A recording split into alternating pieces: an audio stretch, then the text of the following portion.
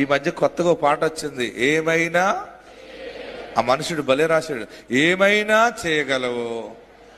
కథ మొత్తం మారుస్తాడట. ఎంత బాగుందన్నమాట. ప్రతి ఒక్కరు కనెక్ట్ అయ్యారు, ఎందుకంటే అది నిజమైన వాక్యం. అది ఆమేన్. నీ కథ మొత్తం మారుస్తాడు.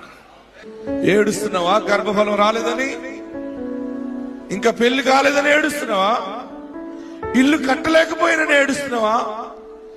సొంత ఇల్లు లేదని ఏడుస్తున్నావా? అన్ని ఉన్నాయి కానీ మనసుకు నెమ్మది లేదని ఏడుస్తున్నావా? ఇదిగో చూడు, ఎరుకోని నీ చేతికి అప్పగిస్తున్నాడు. రాజును నీ చేతికి అప్పగిస్తున్నాడు.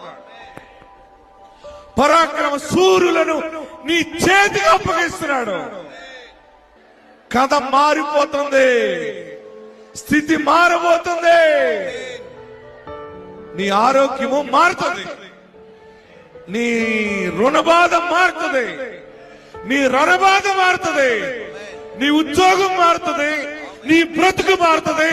అన్నిటిని మార్చువాడు నీతోనే మాట్లాడుతూ ఉన్నాడు ఆయన. ఏమైనా చేయగలవు, కథ మొత్తం మార్చగలవు. ఏమైనా చేయగలవు, కథ మొత్తం మార్చగలవు. నీ నామముకే మహిమంతా తెచ్చుకోదువు. యేసయ్యా, యేసయ్యా, ఆరాధనలో పాల్పొందుతూ ప్రార్థనలో విశ్వాసం బలపడము. యేసయ్యా, యేసయ్యా, నీకే నీకే సాధ్యము. స్థిరపరచువాడవు, బలపరచువాడవు. పడిపోయిన చోటే నిలబెట్టువాడవు. కనపరచువాడవు, హెచ్చించువాడవు.